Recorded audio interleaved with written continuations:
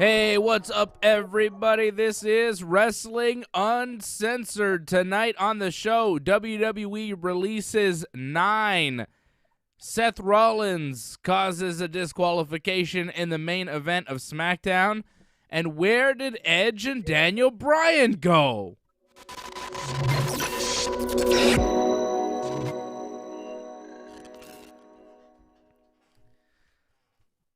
I mean, I watched SmackDown for one guy, right? Daniel Bryan. Where was my man D-Bry tonight? And of course, I don't really care about what happened on SmackDown tonight. A truly awful episode of SmackDown. WWE following up a tremendous weekend of WrestleMania. I think most wrestling fans pretty satisfied with what the WWE did last Saturday and Sunday night. Monday night was an absolute train wreck of Raw, and the train continues to go off the rails tonight on SmackDown. We see the debut of new SmackDown color commentator Pat McAfee. What did you all think of ex-football punter, kicker, whatever he did in the NFL? I don't really give a damn because in pro wrestling, he's worthless to me. Pat McAfee tonight on SmackDown, sitting next to good old Michael Cole. Johnny North, my main man, my good friend, my confidant, my wrestling icon. How are you, my friend? Well, I feel good after that little intro. That's nice, but SmackDown was not that good tonight. It's disappointing, but WWE, it just seems like they lost a lot of, I guess, just creative ideas, or they just lost any ambition to have good shows, I guess, because I guess WrestleMania was all they could pull off. Yeah, I think that they, they had some ideas for Mania, and they ran out of ideas for what to do afterwards. And they're just like, let's get to Backlash, and we'll see what happens there.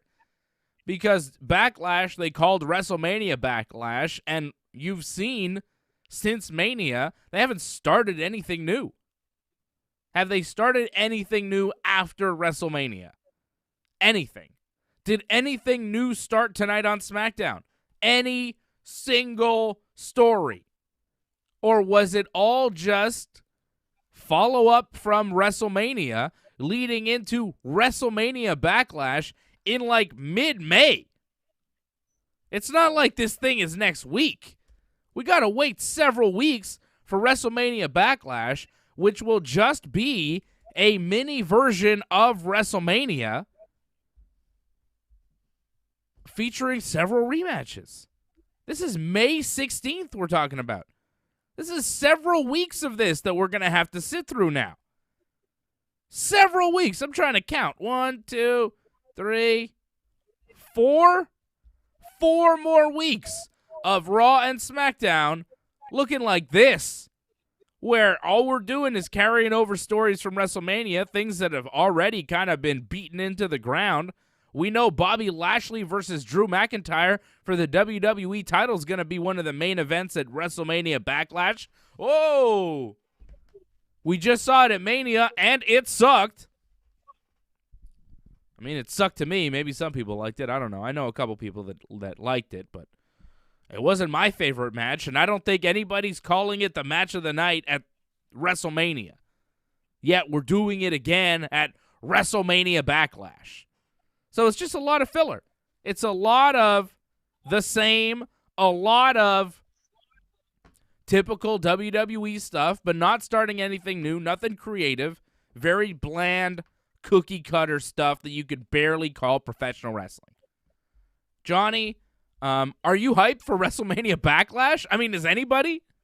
It's terrible. It's like we're going to see the same card, except a mini version with fewer celebrities, no Bad Bunny, no Logan Paul, and it's going to be in the Thunderdome, so there's going to be no feel, no ambiance, just that buzzing and the fake crowd noises and the fake chants. Oh, a shittier version of Mania in the Thunderdome. Right? How do you get hyped for this? How do they not bring anything post-Mania? I mean, Raw and SmackDown, both nothing shows. At least Charlotte showed up on Raw that was something. But tonight at SmackDown, nothing started, right? Did anything begin tonight? Anything new? Like Seth and Cesaro are still feuding. Kevin and Sami are still feuding. Did anything start tonight for the future of the WWE? Well, just the potential of Cesaro versus Roman. We still might be far away from that, but they kind of started that, so that's something. And I'm actually happy that we have 4 weeks for pay-per-view. I think it's too much to have pay-per-view every like 2 or 3 weeks. And give us 4 weeks to breathe a bit. It's fine. I guess, but you're breathing, in the meantime, we're still going to be watching these Raw and SmackDown shows, and they're not going to be starting anything new. It's just going to be continued stories. Like, they're just going to drag on these stories, Like, I get, okay, yeah, wait a while for a pay-per-view, but nothing's going to be new at that pay-per-view. I think Seth and Cesaro probably wrestle again at WrestleMania Backlash, right? Well, it's still too early to tell. I mean, they could do that match on SmackDown. It could lead up to him finally getting that match with Roman. Yeah. A lot can happen between now and the pay-per-view. And, there's another pay-per-view a couple weeks after that as well. So they're building towards something else now, and it's a whole new season. So, I give them time on this one. It's just, you had to give us something this week, and you didn't give us much. That's it. You got to follow up on the good WrestleMania with something.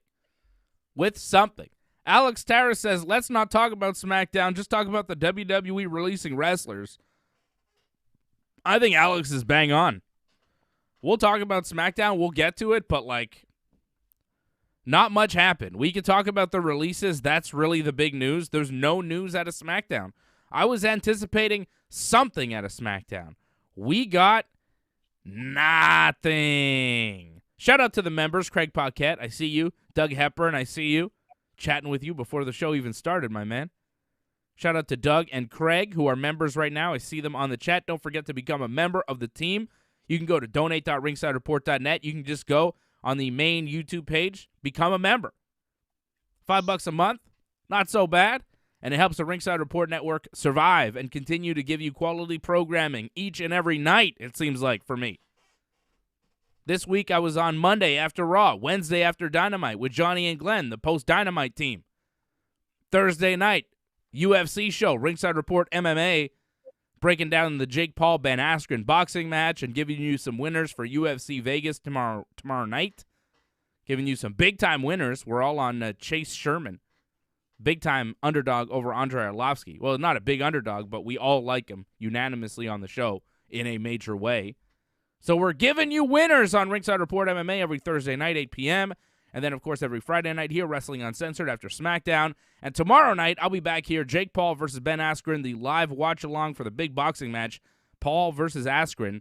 Tomorrow, 9 p.m. Eastern is the start time for the pay-per-view. We will be watching along right here with you tomorrow night. So do not forget to subscribe to the channel, like this video, leave a comment.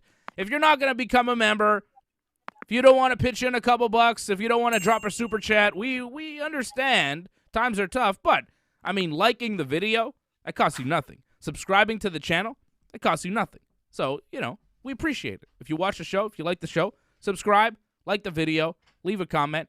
It helps us out. If you want to drop a super chat, if you want to become a member, that helps us out even more. Okay? Okay. But we are going to talk about the releases here because I think the releases are what we need to talk about. That's the big news. We could talk about the new commentary teams that are pretty awful. Pat McAfee. I'll talk about Pat McAfee. Goddamn Pat McAfee. I thought we were done with Pat McAfee. I had to deal with all these Pat McAfee fans when he was wrestling. He had one match with Adam Cole that was garbage. Some of the worst non-connecting punches you will ever see. Bad Bunny. Pat McAfee makes Bad Bunny look like Bret the Hitman Hart. That's how shitty Pat McAfee was in the ring. Fuck Pat McAfee. Guy's awful. Got no time for that guy or his fans. Bunch of jabronis following around an NFL kicker like he's God. Check yourself. It's ridiculous. Pat McAfee. Guy sucks. Anyways, WWE released a guy who doesn't suck. Samoa Joe. They released Billie Kay and Payton Royce, both iconics. They broke them up for what? They had a legitimate tag team. The only tag team that had a name that weren't, Nia and Shayna, Sasha and Bianca, Asuka and Charlotte. Even the Sexy Muscle Friends, they won't even allow to be the Sexy Muscle Friends. They have to be Mandy and Dana. But here you had a ready-made tag team in your weak women's division where you have very few tag teams. I mean, the division is strong. They have good talent, but the roster is very thin, especially in the tag team ranks. You need bodies. You need teams. The Iconics were a great team. They broke them up. And you would think, oh, they broke them up. Maybe they're going to push one of them as a single star. That happened? Billie Kay, talented as hell. Hilarious. Money on the microphone. One of my favorite parts of every show that I saw that she was on. Billie Kay is money. And they released Billie Kay. They released Payton Royce, her tag team partner. Payton Royce's husband, Sean Spears, works for AEW. So, hopefully, the Iconics show up in AEW. Wouldn't be surprised to see Samoa Joe show up in AEW.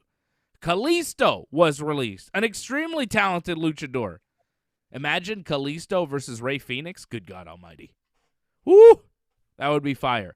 Mojo Rawley was released, which, happens. Tucker was released, which I think he's got a future in professional wrestling. I hope he sticks to it because he's big. He's got an amateur background. He's got a look. They just didn't do much with him. I like Tucky. Mickie James was released. I don't know if she still wants to wrestle. She's been in the game for a long time, but Mickie James, a legend, future Hall of Famer. She was released. Wesley Blake was released, who, I don't think many people are going to miss, but Wesley Blake does have his third child on the way with former Tough Enough winner Sarah something. You remember her? Remember she won Tough Enough on the season that Mandy was on? She was like the female winner, and they had that Yeti guy as the male winner, and neither of them became pro wrestlers. Well, she married Wesley Blake and has had 2 of his kids and is pregnant with the 3rd. So, I mean, it's never fun getting fired from your job with a baby on the way. So Wesley Blake fired. Chelsea Green also released by the WWE. I think she'll turn up in professional wrestling somewhere. She was in Impact before. She's a real wrestler. She'll show up. And Beau Dallas. Beau Dallas no longer with the WWE. And I think he's in some sort of relationship with Liv Morgan, who remains in the company. But Beau Dallas was a bit of a surprise, even though, he hasn't been in the company. I mean, you haven't seen him on TV. He's worked for them technically, but you haven't seen Beau Dallas in a while. You wonder where Beau Dallas has been. At one point, he was NXT champion. It really felt like they were grooming Beau Dallas to be one of their top stars. He's, of course, the brother of Bray Wyatt, who is one of their top stars. The son of Mike Rotunda, formerly IRS, who... Does Rotunda still work for the company? He was a backstage guy for a while. I'm not sure if he still works there. He was furloughed or released at some point. Do you know, John? I believe he was released, yeah. He was released. Okay, well... I mean, his son Bray is still there. I was a little bit surprised to see Beau Dallas released. More surprised to see them let go of Billie Kay and Payton Royce. I think those were the biggest surprises of the lot. Samoa Joe, I mean, he's been injured for a while. He had a concussion issue, and he wasn't cleared medically by the WWE to return. And he's been doing commentary, but I think he's been serviceable on commentary. I certainly enjoy watching Samoa Joe on commentary over Pat McAfee or whoever else they have. I like Byron Saxton, but he's pretty much the only guy I like on commentary in WWE these days. I like Byron. I find Byron charming and engaging. I like Byron Saxton. Corey Graves, The new guy, Adnan, was quite green and not good. And Pat McAfee tonight basically sounded like Corey Graves. It felt like I was listening to Corey Graves. I don't think Corey Graves is particularly good, and I don't think Pat McAfee is either. But they brought him in tonight as, apart from a couple botches on the mic, I didn't think he was terrible. He basically just sounded like another Corey Graves, just like Tom Phillips sounded like another Michael Cole, and I didn't really notice the difference. Because these people aren't real people. They're basically robots. Like, when WWE could figure out how to just robot artificial intelligence commentary just to do the fed lines that are given to them, they'll do that.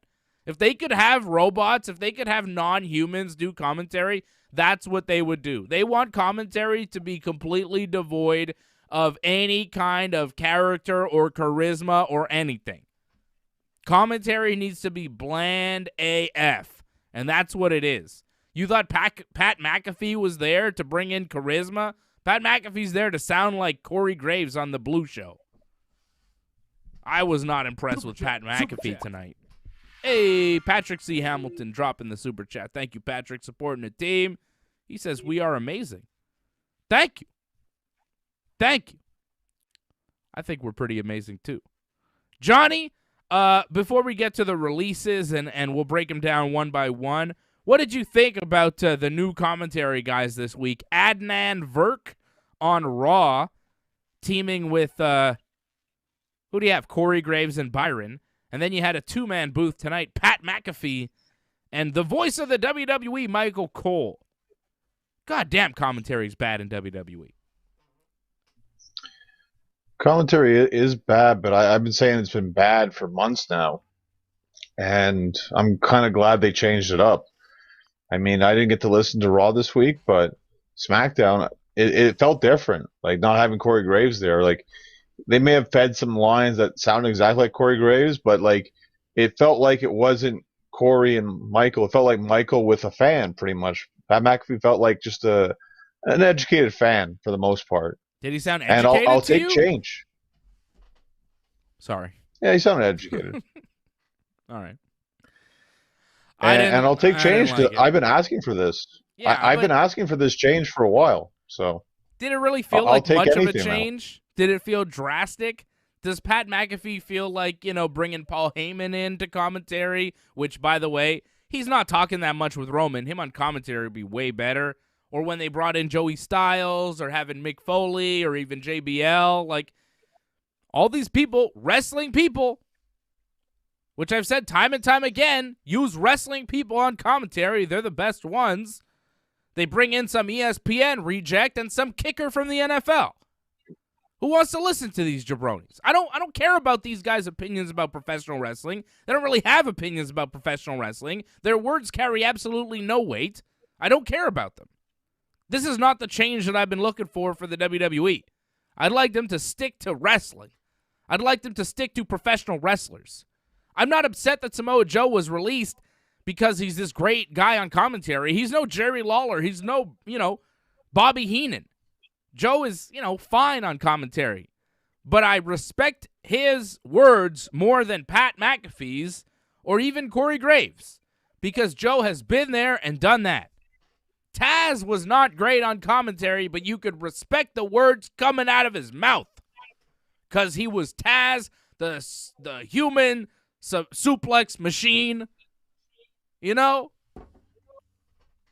was a guy you could respect at one time in the wrestling business that you knew was a badass. Samoa Joe, same thing. Gorilla Monsoon, same thing.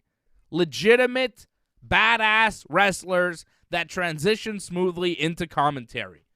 Was Joe as good as Gorilla? No. But he's a wrestler. He knows what he's talking about. He knows how to do commentary. This Adnan guy was given the job, and he just started watching wrestling in January. I just read an interview with this guy. He hasn't been watching wrestling. He's like, oh, I studied for this like I'd study for a hockey game or a football game. Get the fuck out of here, bro. No one wants to hear you. You'd rather be doing hockey, but no hockey guys want to hire you. I don't want to see people in the WWE as their third or fifth choice. I want to see people in the WWE there giving it their all because they want it to be there. Because they give a shit. Pat McAfee. If Pat McAfee could have an NFL analyst job, he'd fucking take it. But nobody gives a shit about his NFL opinions. He's got his little podcast and he does his little opinions on the NFL. But if the NFL Network came calling or CBS or whoever the fuck and said, oh, there's a spot next to Terry Bradshaw, he'd take it. Get the fuck out of here. Fucking guys. I don't like these guys. They're not good at wrestling, and they're fly-by-night. They come in, they get the paycheck, and they leave. They come in, they fail miserably, and they leave. WWE bringing in 2 more guys that are non-wrestling people that will not be in the WWE in 5 years. Bank on it. Neither of these guys, McAfee or Adnan Virk, will be in the WWE in 5 years.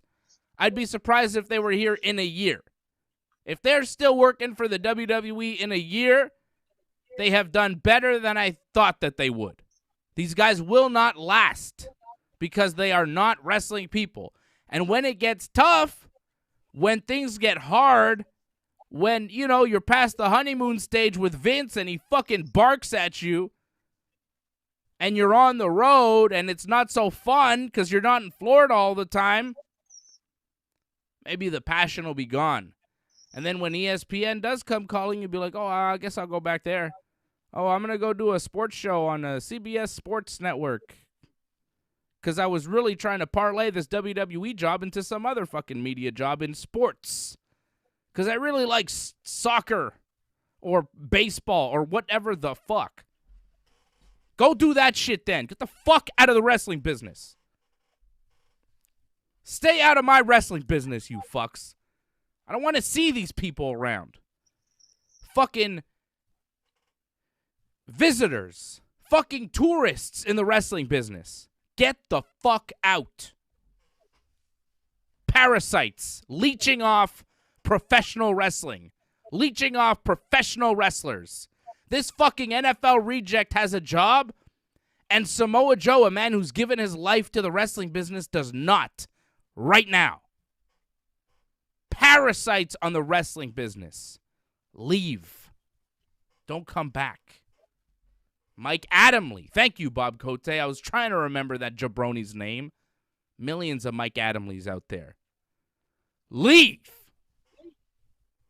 Todd Grisham's. Stay out. You don't belong. Get the fuck out.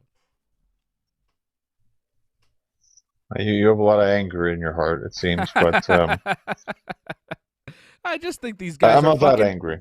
I think that they're leeching off the wrestling business. I don't feel it's that harsh. Like, you know, they were given opportunity. Like, what, they're going to say no to it? Like, I get it. Like, whether you like it or not, like, WWE actually likes Pat McAfee. Yeah. Like, they want him to be on television. Well, like, it's not like he came asking. They asked for him. Yeah. Well, they're stupid. They don't know what they're doing. I mean, have you seen their show? They're obviously completely buffoons. Look at their stupid show. Look at their terrible wrestling show tonight. Do you think that WWE really has any fucking idea what they're doing? I mean, their business people know what they're doing. They're making good business deals. But as far as good wrestling decisions, what's the last really good wrestling decision they've made?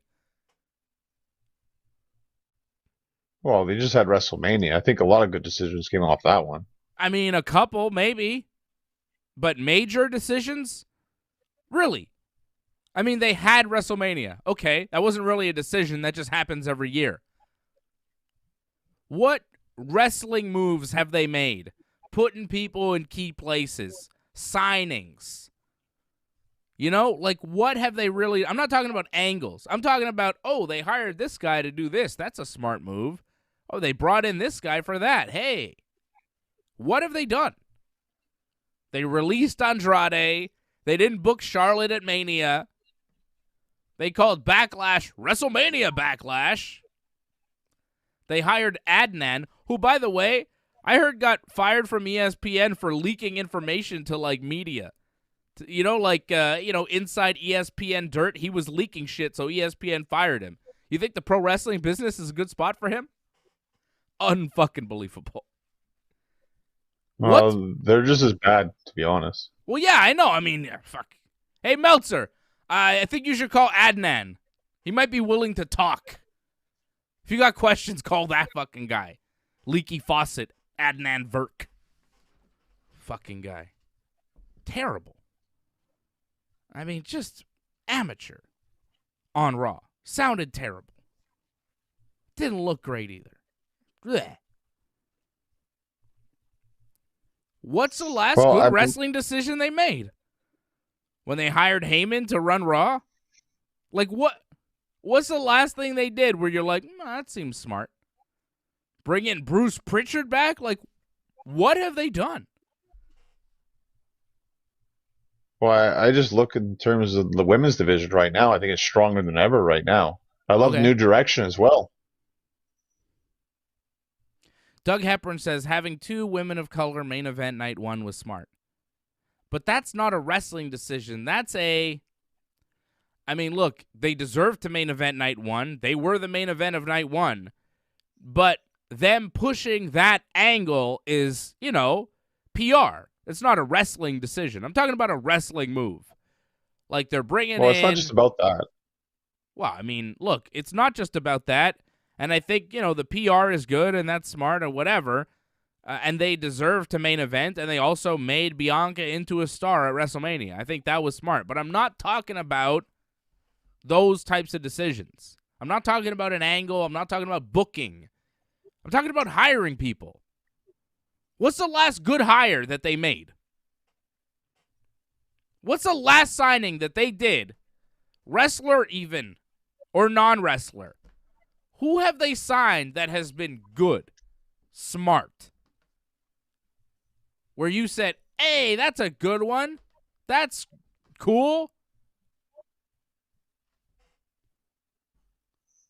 Yeah, it's been a while. Long time. That's what I'm saying, man. They don't know what they're doing anymore. They've lost the plot. Well, it takes time to build stars, though. Yeah, I'm not talking about building stars. I'm talking about hiring people that make sense for your company. I'm talking about, building for the future. I'm talking about hiring the right producers, the right commentary team. How about just starting with commentary? It's dog shit across the board. Yeah, but it's not easy to find good commentators these days, too. Like, there's not exactly a lot of good commentators. You ever heard Caprice Coleman? I'll take him over anybody in WWE right now. He's a Ring of Honor color commentary guy with Ian Riccaboni. You ever heard Ian Riccaboni? Yeah, I've heard of him, yeah. I'll take Ian Riccaboni over Adnan Virk. You kidding me? Ian Riccaboni, Kevin Kelly. I mean, at this point, I'd take Jim Cornette on color commentary over fucking Pat McAfee. If he could be, told what to do, Cornette would be fun. Fucking put Vince Russo on commentary, bro. Let's see what happens. Roll the dice. Bring in a wrestling person. You know who'd be great on fucking commentary that they never ever think of? I don't know why. Maybe he doesn't want to do it, but Eric Bischoff would be fucking good on commentary. He was good on commentary. He's got the gift of gab. I doubt he'd take the job, but who knows? Get Uncle Eric to do commentary. Look, there are guys out there. There are wrestling people out there that they could hire. They had Jim Ross. They let him go because they don't want wrestling people. Right? Where's Mike Tenay? You don't think Mike Tenay would answer the call from the WWE right now to be the color commentary on SmackDown? You telling me you wouldn't be fascinated to hear Michael Cole and Mike Tenay doing the color on SmackDown? I would much rather that. I want to hear pro wrestling people. I mean, you say, there's not that many commentary teams out there. I just named a bunch. A bunch of guys. Caprice Coleman would be tremendous. He's probably under contract with Ring of Honor and he can't go, but he's very, very good. There are guys out there that can do commentary. Like I said, Kevin Kelly for New Japan is tremendous. Don Callis was really good on commentary. He's a little busy these days, but there are people out there that have the ability to do commentary that if you are involved in the world of professional wrestling and you are paying attention and you are in the wrestling world, you're aware of and you might think of hiring for your TV show, but their heads are so far up the entertainment asses and the business world and, hey, let's get somebody from ESPN that they're fucking not thinking about wrestling anymore. They don't want to be a wrestling company. And it's an insult to wrestling fans that watch their shit thinking that it is a wrestling company. Because we all think that the World Wrestling Entertainment is a wrestling show. Because we all grew up watching the WWF as the best wrestling we'd ever seen. It was the best shit. We love the WWF. And we think it's the same company, but I think they want you to think there's somebody else. Because they're not on the pulse of the wrestling world. They are not aware of who's out there, who's the real talent, who they should be scooping up. Their eye for talent is non-existent at this point. Who's scouting for them? Who is scouting? Like, I know they're scouting college athletes and stuff, and that's all fine, but who's scouting the wrestling business for this goddamn company? What is going on? They are not hiring wrestling people. They are not putting the people in place that should be there. Hire Caprice Coleman. Hire Joey Styles. Hire AJ Styles. Put AJ on commentary, goddamn. That guy could talk. You let Christian go to AEW. That guy could be on commentary. Put CM Punk on commentary.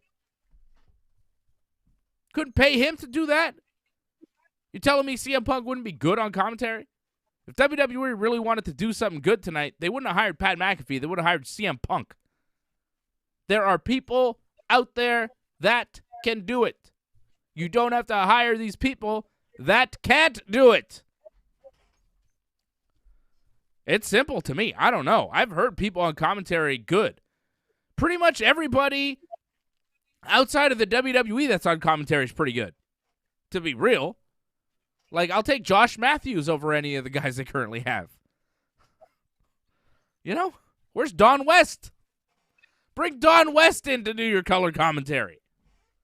That guy could sell anything. Matt Stryker. Going a little too far there. Why not? I would take Don West over Pat McAfee. 100%. Well, again, like, you're going for more wrestling, and they're not going for that. They're going for more of the entertainment value. And McAfee, he attracts that audience that they're looking for now. Like, you saw what they did with Bad Bunny. They're trying to attract a bigger audience, and Pat McAfee does that for them. Don West, Mike Tenay, Joey Styles, that attracts that wrestling audience, which they're not really pushing for. No, they're pushing against. But the problem is, the only people that are watching them are the hardcore wrestling fans at this point. It's not like the whole world's watching the WWE right now. Your main fan base is insulted on a weekly basis, and the people you're trying to get couldn't give a fuck about your company. Right? They don't care. It's not working. This whole, we're an entertainment company. It's not the wrestling business, pal. Is it working? Because I think a lot of fans are getting turned off. And I think a lot of fans that used to be there are gone because they're being turned off because it's not wrestling. It's cheap entertainment. It's not even good entertainment because they can't get good entertainers to do their show. Like, they can't get legitimate entertainers to actually do commentary. Like, if they could hire Kevin Hart to be the commentary, it's like, oh, shit, that'd be something. But they're not getting, like, top-flight entertainers. They're getting fucking D-level entertainers to show up, and that's who they get. I mean, not Bad Bunny. Bad Bunny was an A-level star who showed up and did his WrestleMania bit, and now he's going on a world tour because he loved the wrestling business. Logan Paul, he's an A-level star. He showed up for a little bit, WrestleMania. There you go. But Pat McAfee, I mean, he's not bringing eyeballs into the company. A lot of this entertainment stuff they try to do, these entertainers they try to bring in, it's not good entertainment. I mean, have you seen the WWE movies? They're not good at entertainment. If they were good at entertainment, if their comedy was funny, if their movies were good, if they were actually doing this well, I wouldn't have a problem. I'd be like, oh, it's fine entertainment, pal. It's not quite wrestling that we grew up with, but hey, it's entertaining, except it's not. So they reject what they're good at, which is wrestling, and they try to be this entertainment company, which they're terrible at. Stick with what you're good at. Stick with what brought you to the dance. It's a wrestling company. I don't care what they want to be or what they're trying to be, and I'm goddamn sick of it. Because I still watch wrestling matches. All these people that are in the ring, when they're not on TV, they're calling themselves professional wrestlers. Sports entertainment shit has got to end. It is not... what are you going to do? It's a WWE, right? It's where they're at right now. It is really hard to watch. Doug Hepburn dropping a super chat. Thank you, Doug. He says, we are not worthy. You guys keep it real. I'm keeping it real. Keep it at 100 every single week. Matthew the Magician says the AEW announced team is amazing. Yeah, I mean, there's a lot of guys out there that can cut promos, that can do wrestling commentary. I don't know why the WWE keeps hiring these people that can't do it. Why hire people that are bad when you can hire people that are good? Seems kind of basic to me. But WWE can't figure that one out. John's not that mad about it, though. John doesn't care. Well, it's 1 week. I'm not going to say it's the end of the world right now. I mean, we put up with the commentating for like a year, and it was like, okay, this is too much. They got to change this up. And they actually listened. They're going to actually change it up. So I'm going to give them more than 1 week to say, oh, this is already terrible. But they changed it up with guys that, they don't have much potential. Change it up with somebody you want to hear, not people like, Adnan and McAfee. Well, I don't expect McAfee to last that long anyways. Like, once the NFL season starts, like, he'll probably be gone, or you only see him every so often. So Really? This is only going to last for so long. Yeah, I don't expect it. Like, do you think he'll be there for the pay-per-views on Sundays? Highly doubtful. He'll be watching NFL. What do you mean watching NFL? Does he watch NFL as a job? Like, I don't understand. Well, he still has his podcast. He's not going to stop doing his podcast, no? I don't know. I've never heard his podcast. I couldn't give a shit about this guy. We'll see how long this lasts. I don't expect it to last long. I think it's just for the time being. I wouldn't be surprised if they're already trying to figure out someone else. Is it an NFL podcast that he does? Yeah, pretty much. I couldn't give a shit about the NFL either. I really don't. I don't give a fuck. Who cares? I mean, I know people do, but not me. I'm not one of them. Okay, Samoa Joe gets released. Joe's been hurt for a while. Where do you think he goes? Does he turn up in AEW? Do you want to see him on commentary in AEW? Do you want to see him wrestle again? What do you think is next for Joe? Well, it really feels like he can go anywhere. It feels like so many people are interested. I think Impact Wrestling said they're very interested in him. I'm pretty sure Japan would be interested in him. He could go practically anywhere he wants to go. It's just, the big question is, can he be cleared to wrestle? Because that's a huge thing. I don't know if any company would take him if he can't be medically cleared to wrestle. Well, the WWE wasn't clearing him, but they have some very strict concussion protocols. And I remember when Daniel Bryan wasn't able to be cleared by the WWE, he said, if you guys don't clear me at a certain point, I'm just going to go wrestle somewhere else where they can clear me. Release me.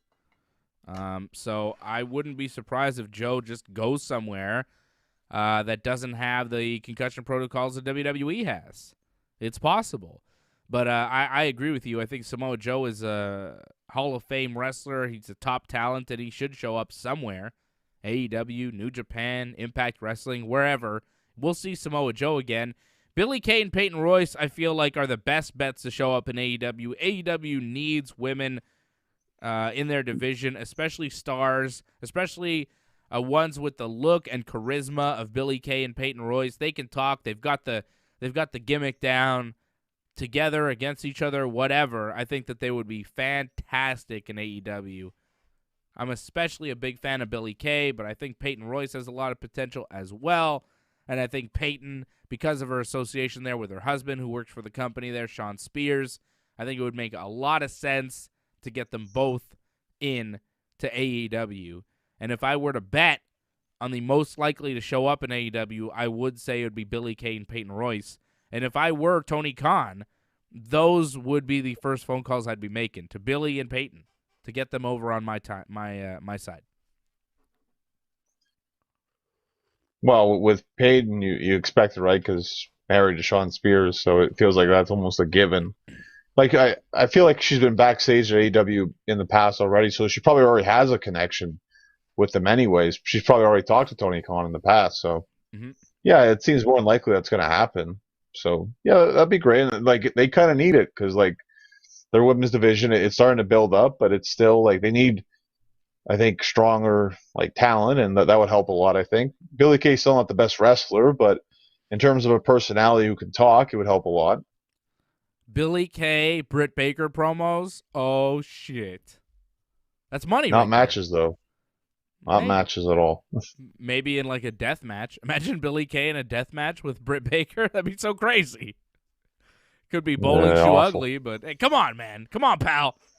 Show some respect for Billie Kay. I think she's fantastic. I love her. Payton Royce, Billie Kay, I think they show up in AEW. But apparently everybody that got released, they have 90-day no-compete, so that nobody can show up till like mid-July, right? July 14th, I think, is the date. Mako says Iconics are great. I agree. I wonder if Iconics can be spelled with one I somewhere else. Can they just be the Iconics? Because WWE spelled it IICONICS. Could they spell it just with one I and be the Iconics somewhere else? I wonder.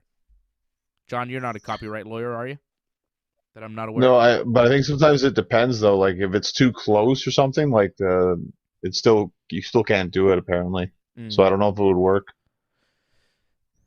I wonder what they were before, because they were teaming up before WWE, right? I have a feeling they weren't called that though. No, I don't know what they were called. Billie Kay and Payton Royce, the Iconics. They were called Jesse and Cassie. I think those are their real names. Pretty simple.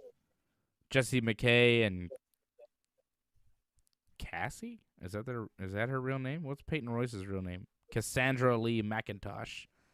And Billie is Jessica McKay. So maybe they'll be Jesse and Cassie?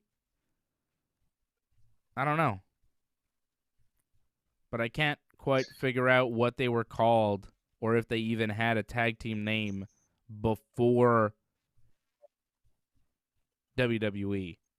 Because it seems like before they were in WWE, they went by Jessie McKay and Casey Cassidy.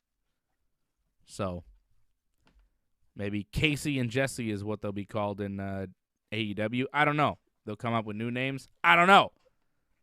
But I don't think they can call themselves the Iconics. The Iconic Duo was a name they had, I think, in NXT before they were in WWE, but not kind of outside of the WWE umbrella. I'm seeing Bob Cote say the Iconic Duo. I think that was their name early in NXT, just before they called them the Iconics. Doug Hepburn says the Icons. Oh, that's a good name. The Icons. That would work. I think they show up in AEW. I'd like to see Kalisto show up in AEW. That guy's a hell of a wrestler. Little surprised they let him go. I understand he's not really doing anything. He's not really, used at all in WWE. He was with the Lucha House Party, but they seemed to kind of be feuding with each other. It wasn't really clear what's going on there. But Kalisto, gone. Lince Dorado and Grand Metalik still with the company for now, hopefully. Very talented. Kalisto, super talented.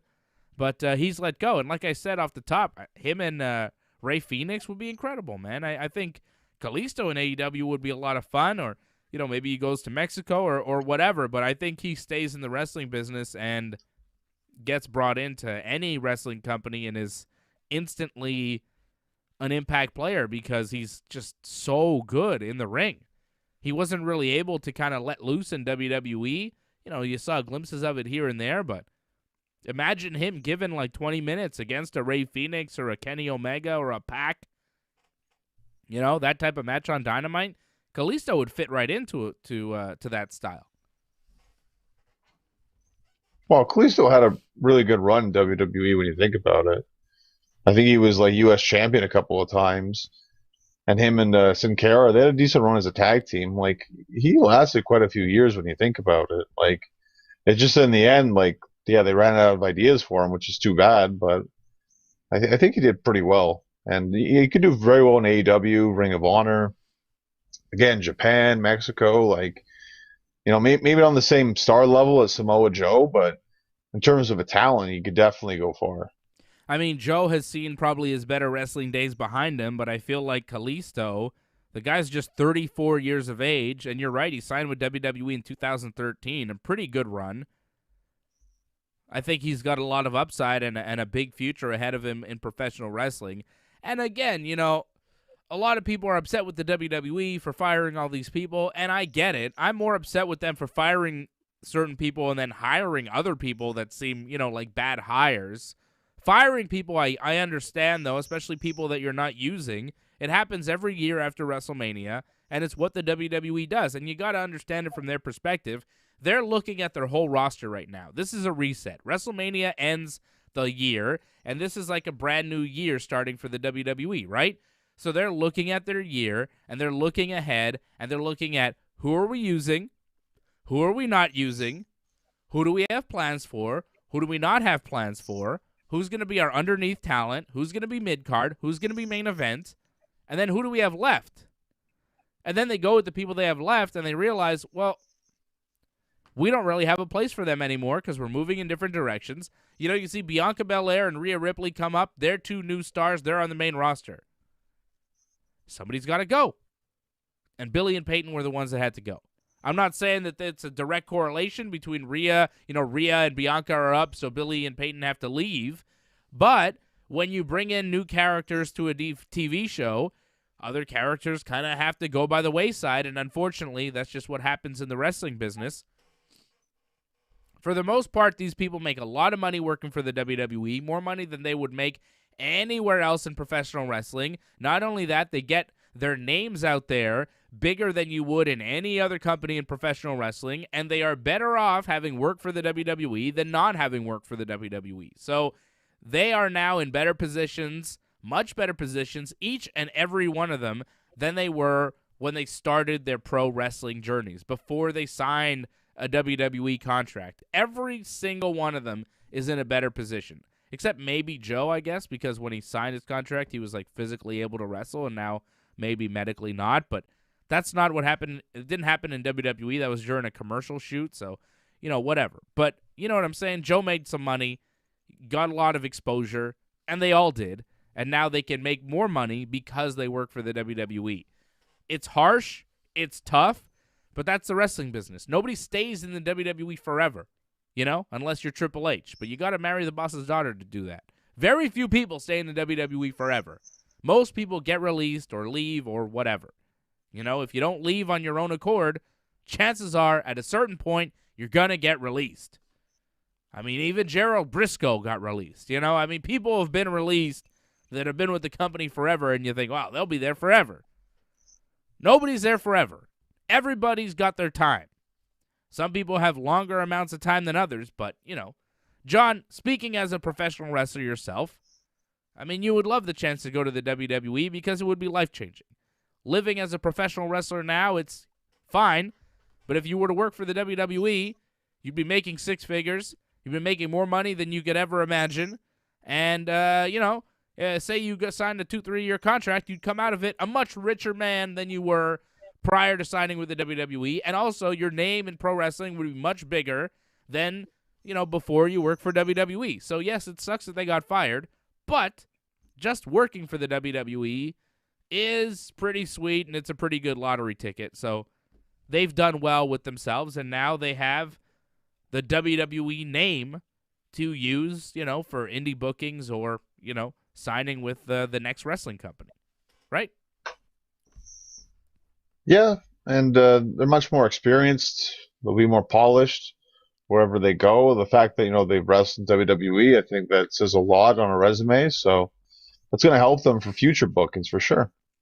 That's it. It does a lot.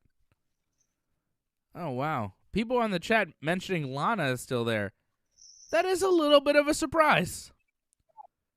Not really. She signed like a 5-year deal like last year. I'm not surprised. So they fire people all the time that sign 5-year deals. Have you heard the Good Brother story, John? Yeah, but she did a movie with Mel They Gibson were set for recently, life. didn't she? Or Bruce Willis. She did a movie with Bruce Willis recently. They love entertainment. We've been pushing this. They aren't going to get rid of that right away. They're going to milk that as much as they can. I'm surprised that Lana is still there. I'm a little surprised. Because, like, Rusev's not there. I don't know. They fire people. I figured, that's a good point in the chat. A few people mentioned Lana. I was a little surprised that she's still there. But, John, you make a good point, too. She's entertainment. She's a big star on TikTok, so that's good for something, apparently. Tucker released. Poor Tucker. Got broken up from Otis, and you knew it was all downhill from there. He was in the Andre the Giant Battle Royal last week, and they were like, hey, there's Tucker. Haven't seen him in a while. And you won't be seeing him again. Big guy, amateur wrestling background.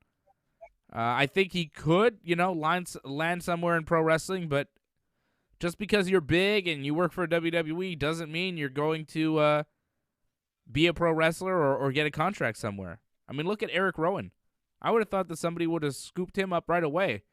Not too many guys that big with that kind of look in pro wrestling, but haven't seen him anywhere. And now Tucky. Tucky would be great in New Japan. Big hoss like that. If I were New Japan, I'd take a look at Tucker.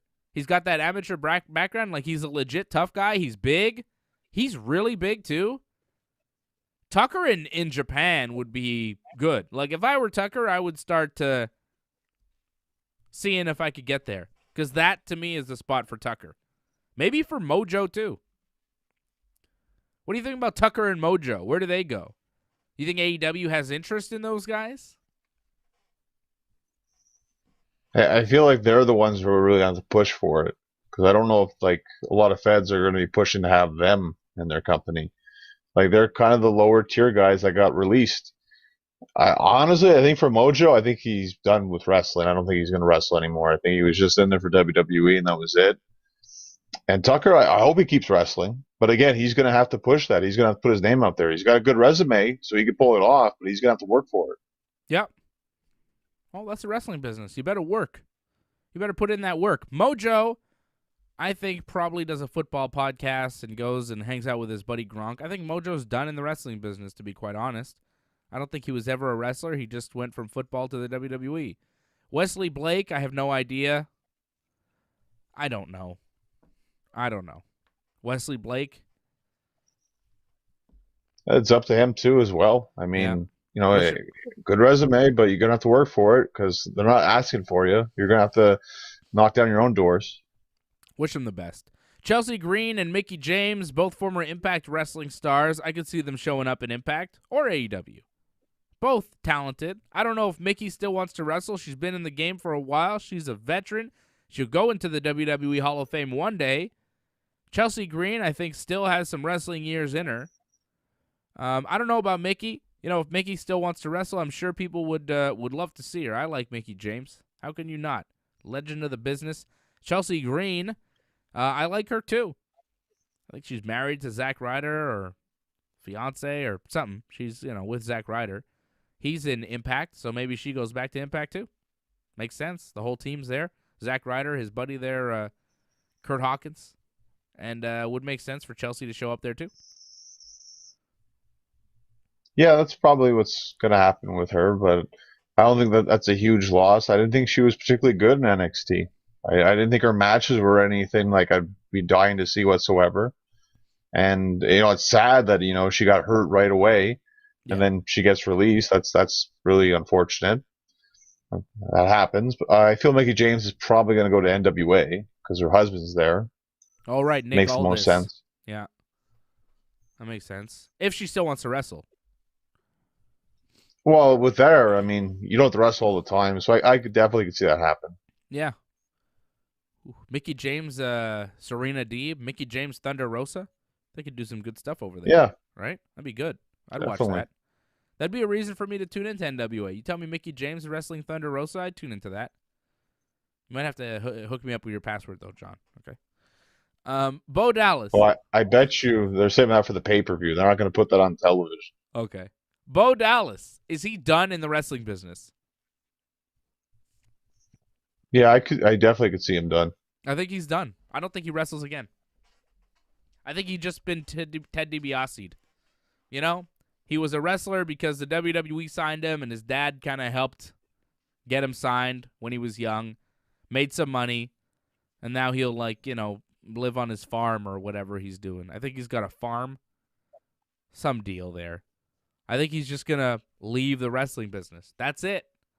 That's it for Beau. Bye-bye, Beau. Can you take your brother with you so we could be rid of these fucking guys already? I actually liked Beau more than Bray. Thought Beau had way more talent, but, you know. This guy's been collecting a paycheck for years doing jack shit. I'm surprised he's lasted this long. Like Curtis Axel, when did he get released? Last year?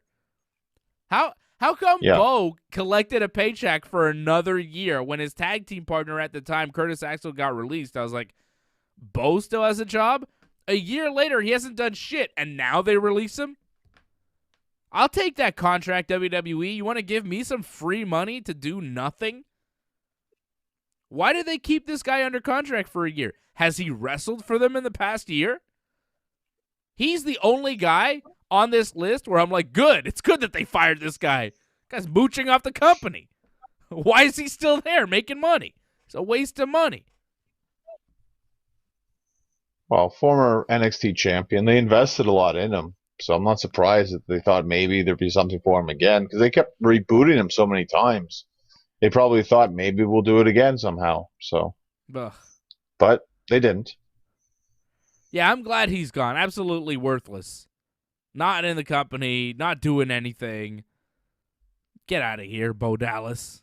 I mean, I like you, but what the hell? What the hell? How is he still under contract? Is there anybody else his that's name like... helped.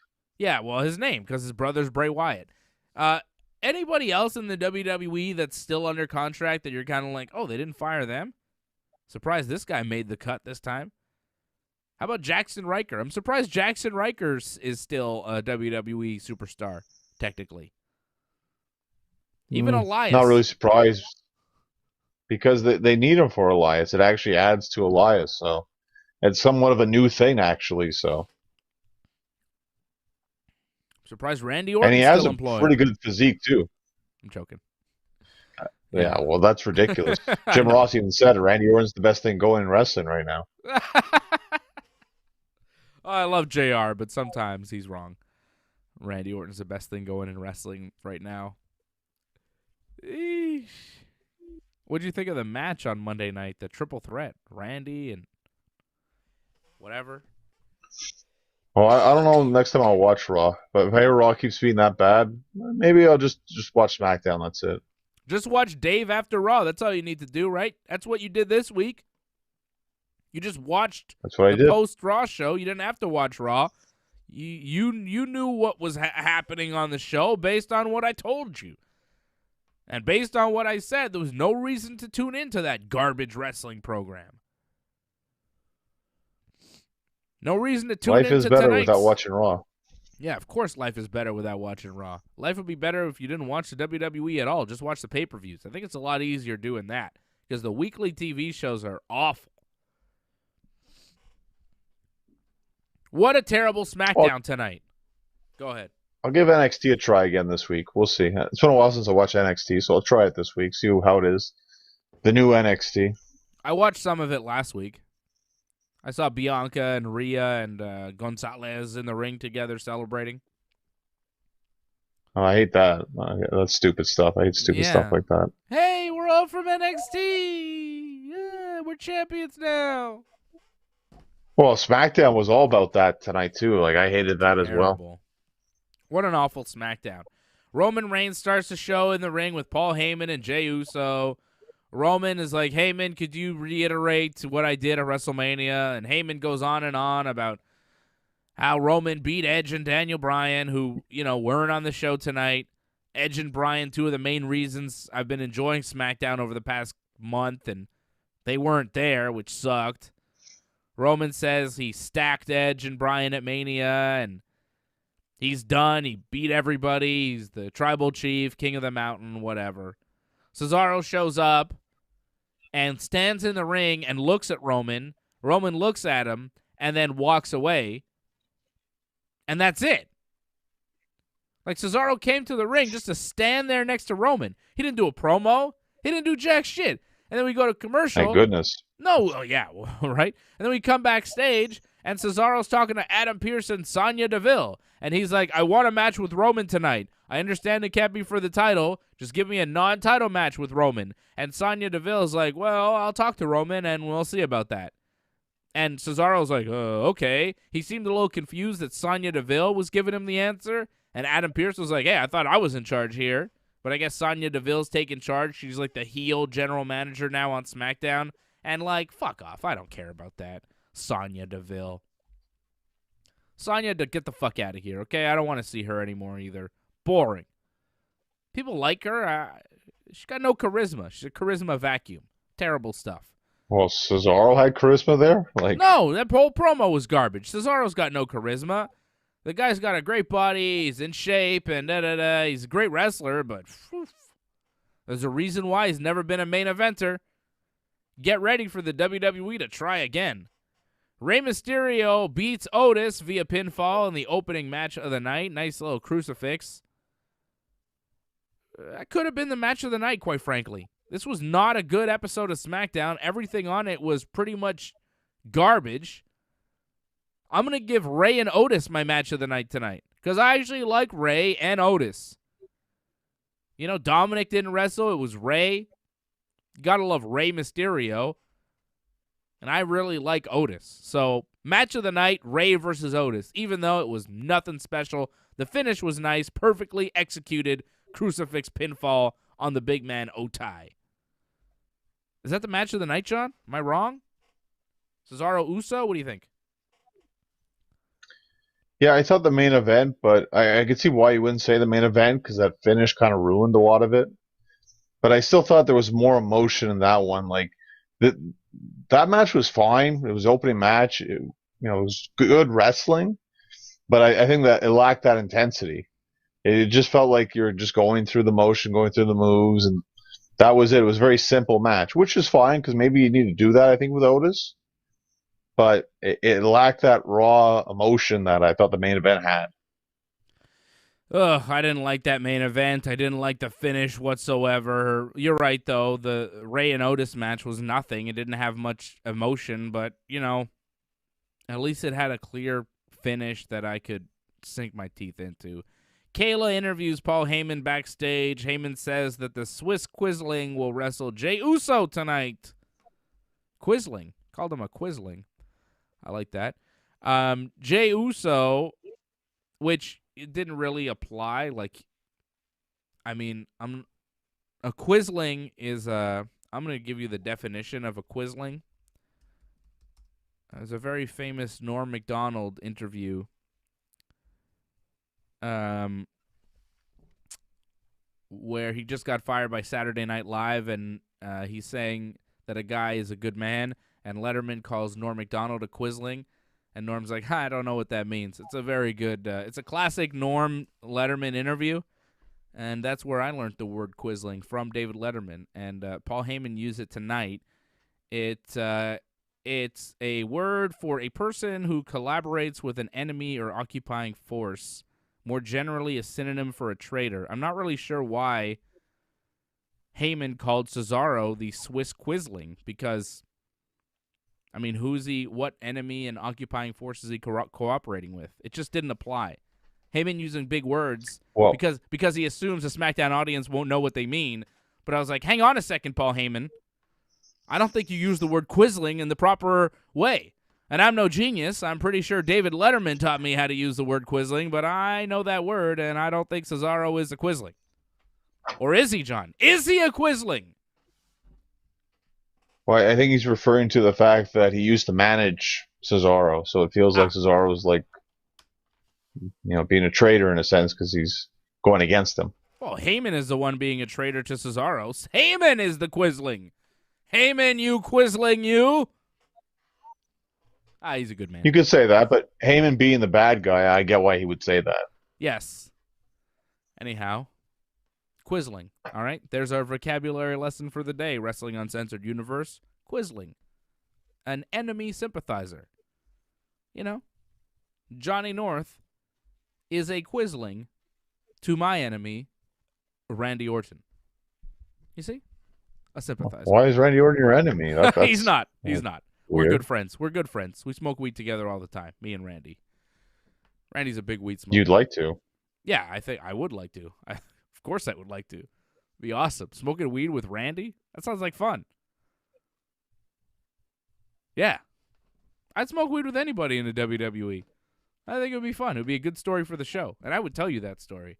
I would not fucking keep that to myself. It's all about the Wrestling Uncensored universe. I'm not here to bullshit you guys. Uncensored. I'll tell you whatever happens. Never happened? Me and Randy? Nah, we never got high together. Sami Zayn, tremendous man. It's possible, you know, we're from the same town, but I also have not hung out with Sami Zayn or Kevin Owens. I actually have never met them. I don't know them. I don't know the guys. John, you've met them. You're aware of them. You're more they're familiar. good guys. They're good guys. There you go. See, I don't know them. You know them, John. I don't know these guys. Have you been high with Sami or Kevin? I don't think you've ever been high. Well, they're all straight edge, just like me. So they are, eh? All of them. Oh, good for them. Good for them. Not everybody could be cool like me and Matt Riddle and Rob Van Dam and Randy Orton. You know, we're all in the same team. You said Randy Orton's cool, so that's a victory. Whoops. You ready for Tuesday, John? Big day on Tuesday, right? Well, Tuesday's NWA, and we watch NXT. Yeah, a lot of wrestling we watch on Tuesday. April 20th. I'll be watching wrestling too. 4:20 on Tuesday. Randy will be celebrating. So will Matt Riddle. Sami Zayn cuts a promo. He says Logan Paul was supposed to help him celebrate his victory, but Logan's mind was poisoned by Kevin Owens and the fans and Michael Cole and all of the WWE and the huge conspiracy against me, Sami Zayn. Sami said he felt the distance when Logan Paul was there in the ring and Sami went to hug him before the match. He felt Logan was uncomfortable and wasn't down with the hug, wasn't there to be Sami's friend, and it distracted him. Sami was distracted at WrestleMania by Logan Paul, by the lack of friendship, and that's why he lost to Kevin Owens. And now, without Logan Paul or the toxic fans cheering and distracting him, he is ready to face Kevin Owens again in a rematch from WrestleMania, which had an inconclusive finish when Kevin was attacking Sami, had him set up for a stunner. Sami got out of the ring. Kevin went to chase him. Sami rakes the eyes of Kevin Owens and walks away to lose by countout. Sami gets counted out. Kevin attacks Sami after the match and does hit him with the stunner, but only wins by countout over Sami Zayn. So they wrestled at Mania. They wrestled again here tonight, and you could tell it's not over, right? WrestleMania Backlash, maybe a steel cage or something where Sami can't escape, a no DQ, false count anywhere type of thing. I think a hardcore match between these two would be excellent. They had a regular wrestling match on Sunday at Mania. I think some sort of hardcore match with Kevin Owens and Sami Zayn would be apropos and would be fantastic. It would steal the show at Backlash. And, hey, it would give us wrestling fans something to look forward to. Right? At least we'd have something to look forward to at Backlash if they gave us some sort of no DQ Sami versus Kevin match. Hope for the best. Well, I think a lot of people would appreciate that. I just felt, not that this match was bad or anything, but it just felt like it was always in first gear the whole match. And we never really even saw it at WrestleMania, them go to like another gear, which you know they can. So it'd be great to see that no DQ match or stipulation match because you know they could do so much more. And I just felt they haven't even touched even close what they can do. Yeah. Well, we can hope, John. We can hope. Apollo Crews. You don't sound very hopeful. I mean, no, it's WWE. Who knows? I think they probably will give it to us, but I think the rest of the Backlash show will suck, so, whatever. It'll be one bright spot in an otherwise terrible, terrible wrestling show. Like, post-WrestleMania, the two best guys in the whole company weren't on TV this week. AJ Styles and Daniel Bryan. It's a bad week in the WWE when you don't use your two best guys. I don't care what anybody says about anybody in that fucking company. AJ Styles and Daniel Bryan are head and shoulders above everybody else that works for them. And they weren't used this week. AJ just won the tag titles at WrestleMania, wasn't on Raw. Daniel Bryan just had one of the greatest matches in Mania history, wasn't on SmackDown. These are the guys that I tune in for. Yeah, I know he lost, so what? So did Edge, so the Sean. So Edge is hurt too. Whatever. I don't care. That's not the point. The point is, these are the guys that I watch for. And Billie Kay. But hey, forget about Billie Kay. So the people that I'm watching for dwindles, right? If AJ's not there, Bryan's not there. At least Kevin and Sami were on the show tonight. Everybody else?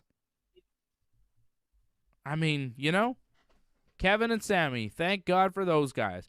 Apollo Crews and his guy used to be known as Dabba Kato. He is now known as Commander Aziz. Holy shit, what a stupid name. Commander Aziz. He is a former member of the Nigerian Elite Guard, according to Apollo Crews. And Big E is not here at SmackDown tonight. Of course, Big E, another bright spot of the show that's not there. One of my favorite guys in WWE, wasn't on the show because he just lost the Intercontinental title to this joke of a fucking gimmick. And Apollo says that Big E is not there because he suffered the wrath of the Nigerian Nail, which is Commander Aziz's move that he hit Big E with at WrestleMania, which, if you've been a fan for a while, you know the move as the Samoan Spike. It's a thumb to the neck. Umaga used to use the move. It was called the Samoan Spike, and now it is the Nigerian Nail. Okay? What the fuck? Apollo shows the clip of WrestleMania, and as they're playing the clip, you can hear the producer go 5, 4, 3, 2, and then Apollo's back on the screen. So that was a big botch there. Producer countdown. Very, very audible on the broadcast. But, live TV, pal. It happens. Whatever.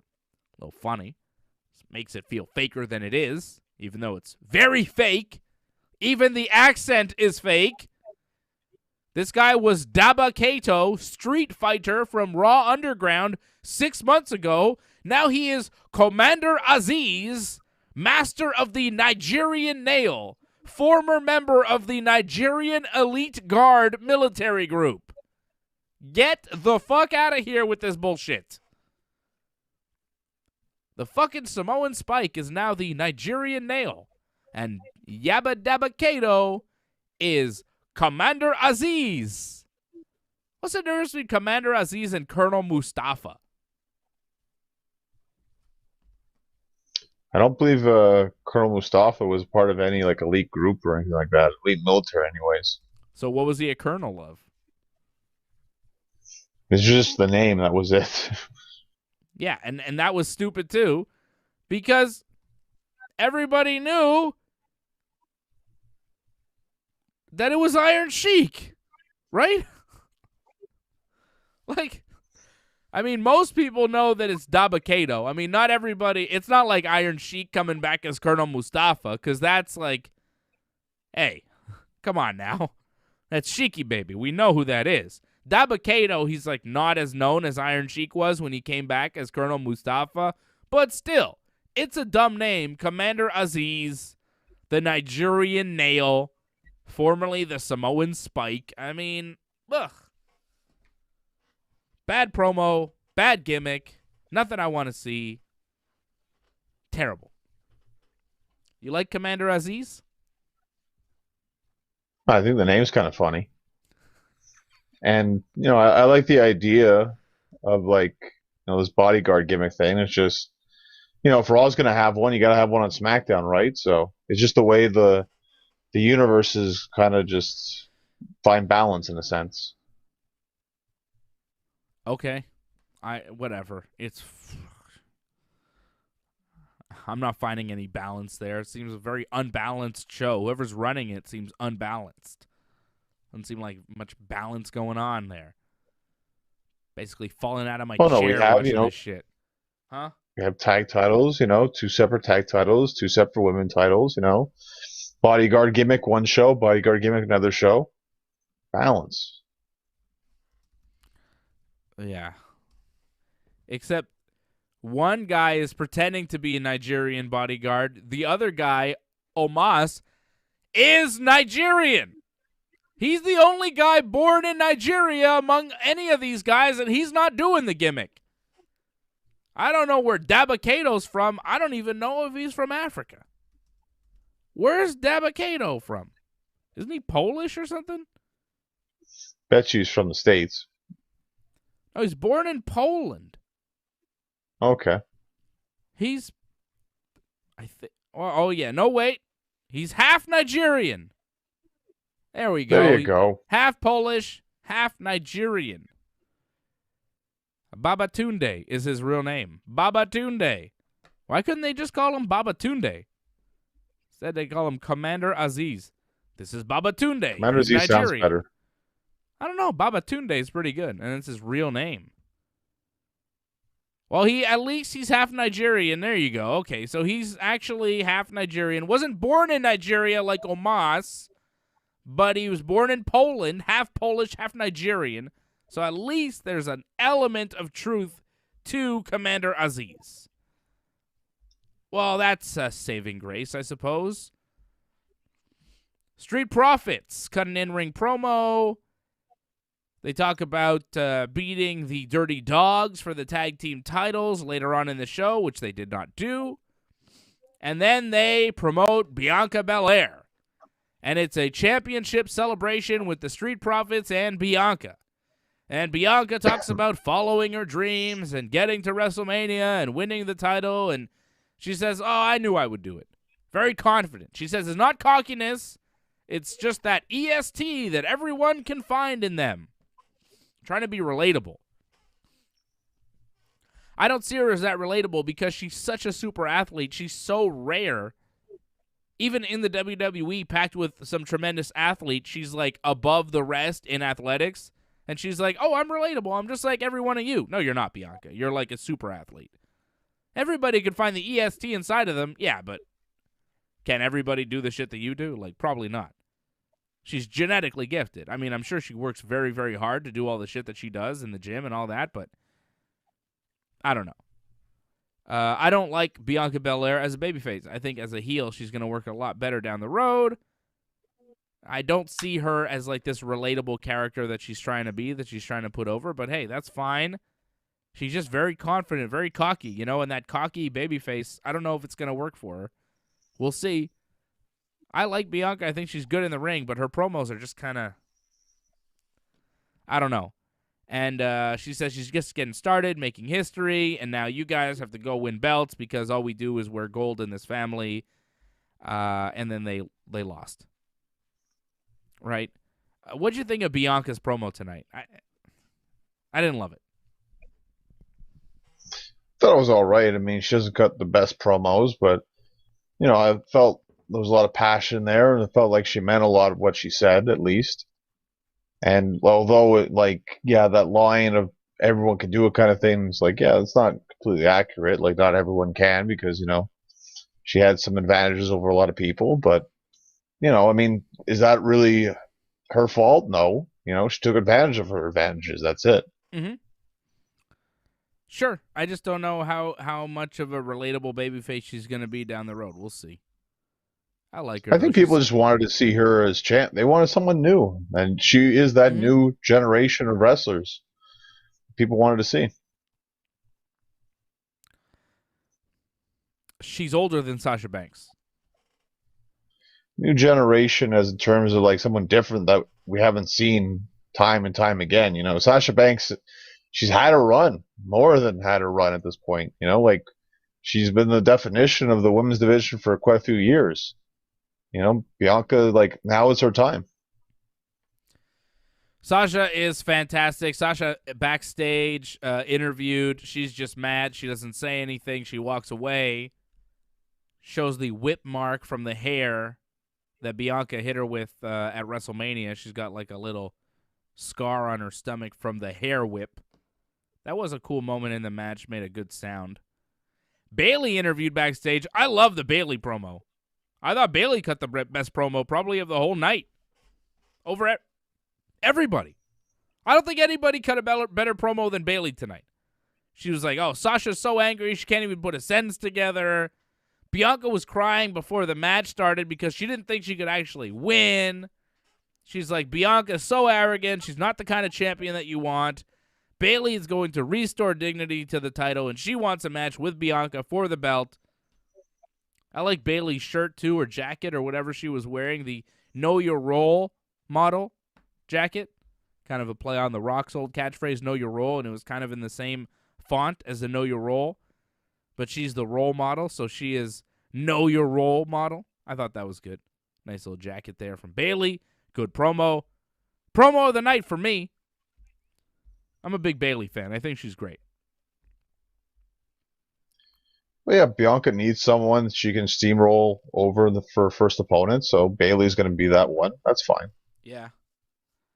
It sucks Bayley is just a punching bag these days, though. Punching bag to the Bellas, and now she's going to be a punching bag to Bianca, right?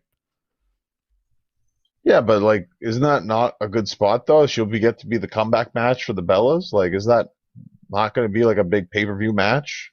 Probably will be. If it happens. Oh, I think it's going to happen one day. I wouldn't be surprised SummerSlam you see it. Yeah, Bellas are talking about it. But Bayley and somebody, you know, Bayley Sasha versus the Bellas, or just Bayley versus Nikki? Yeah, you know, Bayley and Carmella. That would make a lot of sense. Carmella needs a tag team partner. They just fired Billie Kay. Right. They just put them together like 2 weeks ago, and now Billie Kay's fired. When Billie Kay got fired, Carmella must have got a little nervous, right?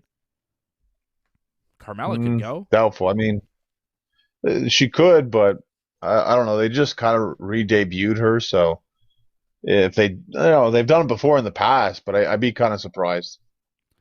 I would not have been surprised had they let Carmella go too. But hey. Dirty Dog, Ziggler and Rude beat the Street Profits, beat them clean to retain the tag team titles.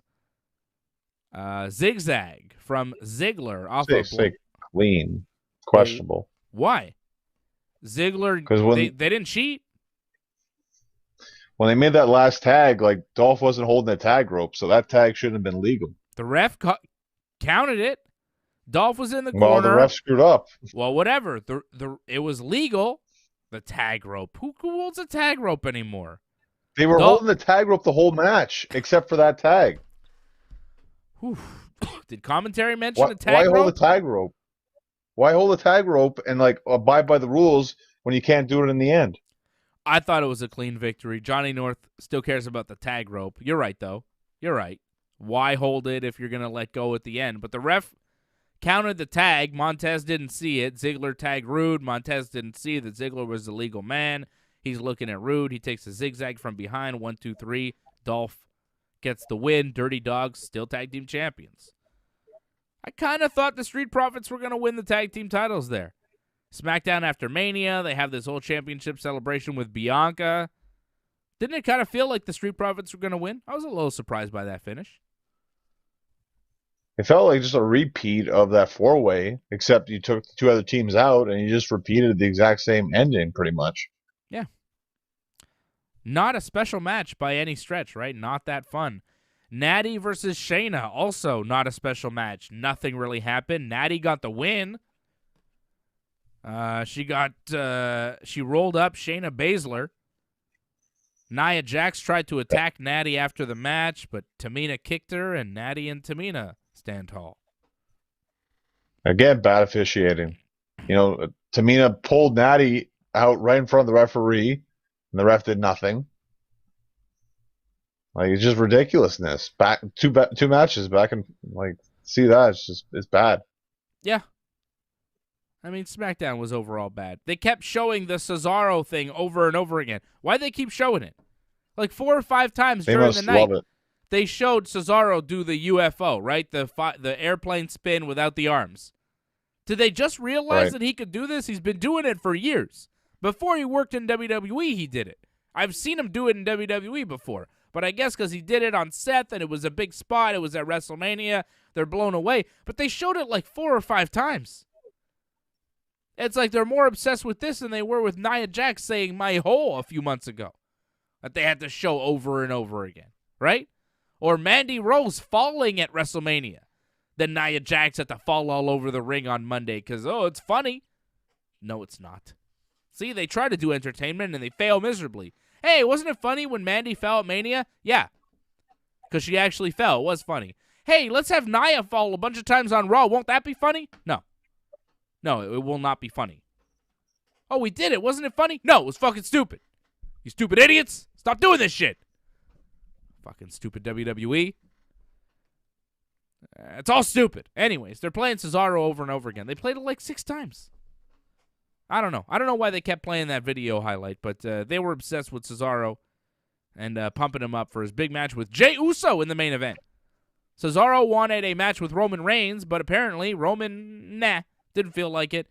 So he got Jey Uso instead. And Cesaro got the win by disqualification when Seth Rollins attacked Cesaro. Cesaro had Uso in the swing. Seth came in, attacked Cesaro. And Seth yelling at Cesaro, telling him that he got lucky one time. This isn't over. You beat me at Mania. I'll get you for this, Cesaro. Seth says, I am the be-all and end-all of this industry, and the sooner you figure it out, the better it's going to be. Acknowledge Seth. Right? I mean, yeah. You know what I mean? Seth comes out, he's like, I run this business. This business is all about me. Just say you're the head of the table. Just acknowledge me. You know what I mean? Like, him and Roman basically have the same gimmick. WWE's about me. I'm the most important guy in WWE, and I'm like a maniac about it. I'm crazy. I'm delusional. I'm so obsessed with myself and so overconfident that I'm just like, Roman is calm, and Seth is like a little crazier, but they basically have the same gimmick. I am the be-all and end-all of this industry, and the sooner you figure it out, the better it's going to be. That line could be coming from Seth or Roman, right? If I told you who said the following tonight, I'm the be-all and end-all of this industry, and the sooner you figure it out, the better it's going to be. If I said who said that and you didn't know, I think you'd probably guess Roman, right? Yeah, probably. Acknowledge Seth. Terrible stuff. Terrible stuff. Thank you, Douglas Hepburn. I thought it was Patrick. Who's our leader of the night? I think Patrick is the leader. Patrick dropped a big one at the top. Patrick is still the leader. Doug is coming in, though. Doug is like halfway there, but Patrick's still the Super Chat leader of the night. Doug Hepburn says, Dave, give us a Triple H impression. Oh, here we go. Game time. All right, let me tell you about Seth. He used a pedigree at WrestleMania. He should have won the match with that. Do you know how many matches I've won with that? So many.